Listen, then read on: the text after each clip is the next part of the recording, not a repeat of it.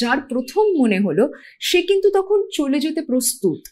অন্যজন সেই চলে যাওয়াটার মধ্যে দিয়ে তার নিজের স্মরণটা তখন দেখতে পারছে না, যে কারণে অভিজিৎ লিখছেন যে ও তো পেরেছে, আমি পারছি না। কারণ অভিজিৎ ওই বিন্দুতে দাঁড়িয়ে আছেন।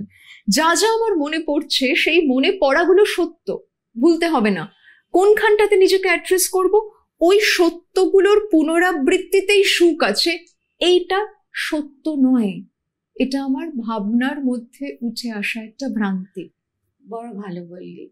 তার মানে যে ভালো সময়ের মালা আমরা গেঁথেছিলাম, সেই ভালো সময়ের মালাগুলি পরে আর সত্য হয় না।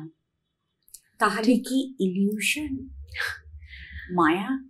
দেখো, তখন তো সেটা সত্যিই ছিল, দুজনে মিলেই গেঁথেছিলাম। কিন্তু আজকের বসন্তে সে একইভাবে একই ফুল নিয়ে আমার কাছে ফিরতে চাইতে পারে, কিন্তু সেই ফুলের সঙ্গে ওই মানুষটির একইভাবে সংযুক্ত হওয়ার মতন মনটা না থাকতে পারে। ফলত একজন যে আয়োজনের মধ্যে নিযুক্ত হয়ে আছেন, অন্যজনকে যদি আমি ধরে বেঁধে আমার সামনে বসিয়েও রাখি, সে যদি বলেও যে হ্যাঁ ঠিক আছে আমি বসে রইলাম, সে কিন্তু ওই গতদিনের তুমিটা হয়ে বসে নেই। ফলত তার সঙ্গে যে ছবিটাকে আমি রিক্রিয়েট করার চেষ্টা করছি, এইটা কি করে রিক্রিয়েটেড হবে? এটা তো একার আমাকে দিয়ে রিক্রিয়েটেড হওয়ারই নয়।